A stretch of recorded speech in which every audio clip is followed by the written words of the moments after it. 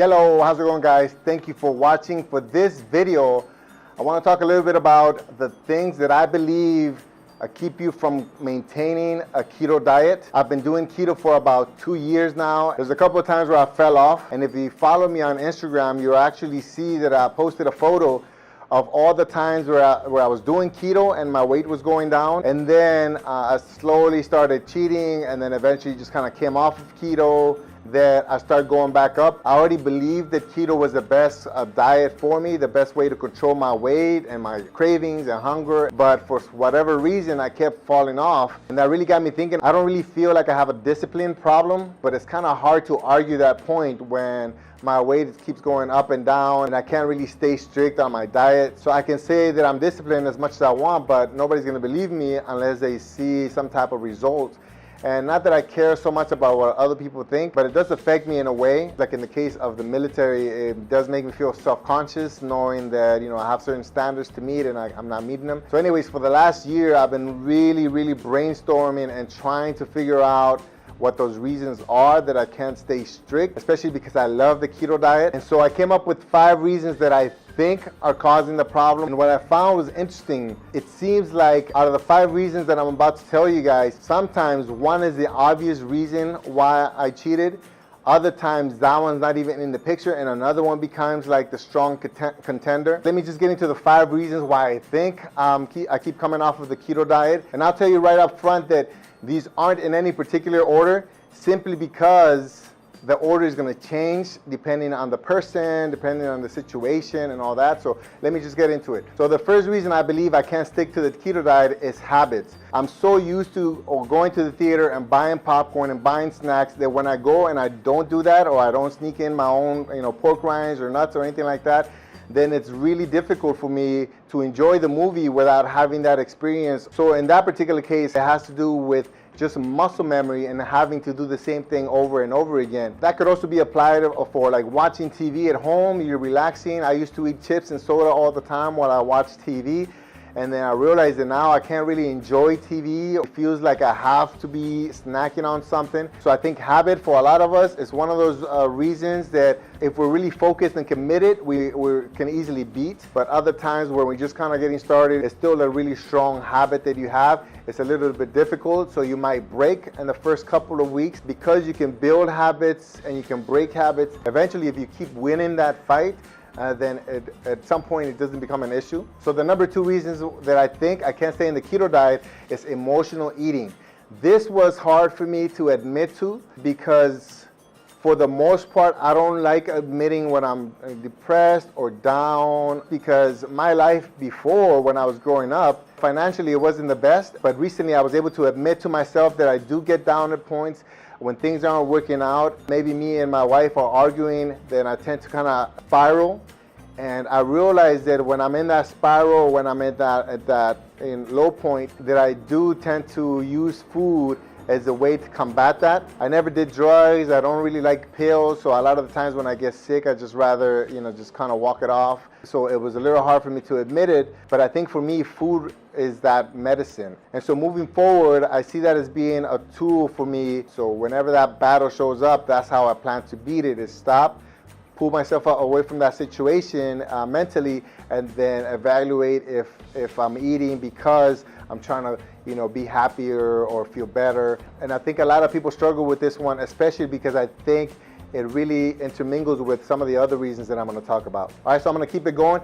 The third reason that I think I can't stay on keto is boredom. And there's a couple of types of boredom. Whenever I have some free time or I don't have anything to do, like my go-to is eating something. You don't really have anything to do, and so you want to fill that time up with something.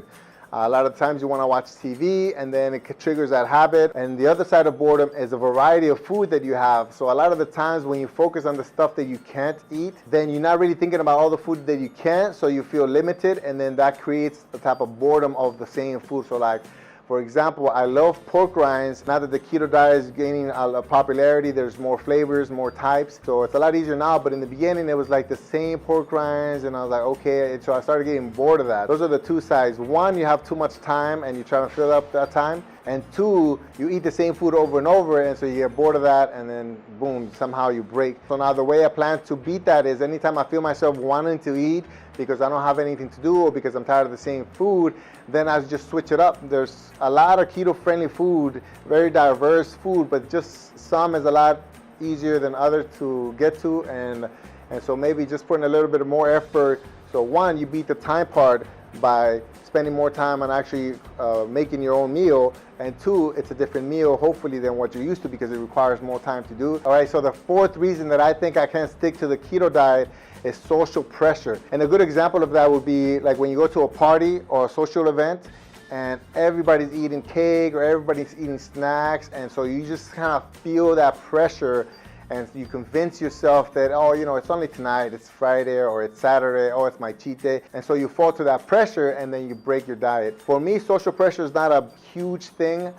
Just because my entire life I don't smoke, I don't drink. I've had people pressure me to drink, and thankfully I'm big enough that, you know, once it gets to a point I can just be like, hey, I said no. And that kind of breaks that conversation right there. Maybe that's why I don't have that many friends. But it does show up here and there, and sometimes it does make it a little harder to kind of stick to it. When it does show up, there's ways that I can fight it. So for example, if I go to a party, maybe I can bring my own food, or I can eat before I go to the party so that I'm already full and I don't get tempted as much. But I can't imagine how social pressure can be a really strong force to some people, especially if you enjoy drinking. The fifth and last reason why I think I can't stick to the keto diet is restrictions. So as I mentioned earlier with being bored, restrictions kind of connected to that, where if you feel restricted, like if you feel like you can't eat the things that you want to eat, then that frustration might carry over to justifying breaking the diet. I feel that sometimes where because I'm happy with my size, and really the only reason that I keep dieting is because I am in the military, and the military doesn't want somebody who's 5'10", 250 pounds. They want somebody who's, you know, 6 feet, 180 pounds, and I just don't fit that standard. So whether I like it or not, I still have to meet the standards. And to do that, I just have to diet, and I have to be conscious of what I'm eating and how much exercise I'm doing. I'm not really self-conscious about my body. As I mentioned, the only time that I really feel it is when I show up to the military, and then I have to, you know, get taped and, you know, get my body fat and all that. So when I feel like I can't eat a certain food that I enjoy because I'm mandated to keep my body looking a certain way, then that's really when that restriction kind of kicks in, and it's easy for me to justify, you know what, I like the way my body looks, so I'm just gonna eat whatever I want, and then I break. And really the only thing that I came up with to be able to beat that reason is just to realize that, hey, there's certain things that I have to do to be able to continue to advance or continue to make my life better. And it's not the easiest thing, especially when your mind is telling you two things at the same time. Thankfully, now that I'm aware of it, hopefully I can recognize it when it's happening and be able to kind of pull myself back and just kind of manage it. Now, I do have an honorable mention, and I only include one because there's a lot of people have a lot of reasons why they can't stick to something. And to me, those seem to be like the top 5. But I do think convenience plays a big role. There's nothing more convenient than being able to go to any store or any restaurant and eating whatever you want, however much of it you want, which you can't really do when you're in a specific diet, especially the keto diet, because carbs are just so massive and they take up such a large percent of supermarkets and restaurant menus and all that. To me, it's not at the highest level of concern, because once you've been in the keto diet for a while, once you realize which foods are okay and which aren't, and which ones are like on the fence, it's a lot easier for you to go to restaurants and recognize what's keto friendly, or go to the supermarket and stay out of the middle lanes and just be able to stay on the perimeter and recognize what's keto friendly there. For me, convenience in the beginning is really tough, kind of like habits. But then once you kind of go along, you get better, you practice, then it gets a lot easier. Now, I think that applies for a lot of these. So for example, emotional eating, if you're able to recognize that you're upset or you're down and that you're using that as an excuse to eat something so that you can feel better, in the beginning it's going to be tough, and I'm sure with practice you'll be able to get better and better, but there's still going to be certain times where it's just too intense, so it's easier just to kind of break, accept it, and then move on. But for the most part, I think all these reasons you can get better at, and just practicing and winning one fight at a time. And if you lose a fight, than being able to recognize it, going back to it so you can win the next one. I think that's just the best way to get better and more consistent with the keto diet in this case, but with life in general. All right, so those are my 5 reasons. I gave you guys an honorable mention. And just last thoughts, when I first came up with the idea for this video, as I was brainstorming on why I was breaking from the keto diet, I kind of thought, oh, okay, you know, this could really be applied to every diet. And then I realized, no, it can't. As soon as it came out of my mouth, I realized that there's certain diets where all these reasons wouldn't apply, and the number one thing would be something else aside from these reasons. So an example would be a balanced diet, right? So a lot of the nutritionists tell you about a balanced diet. Normally they're talking about the government recommendation of the food pyramid, where you're supposed to have you know, somewhere between 40 and 60% carbs and very little fat.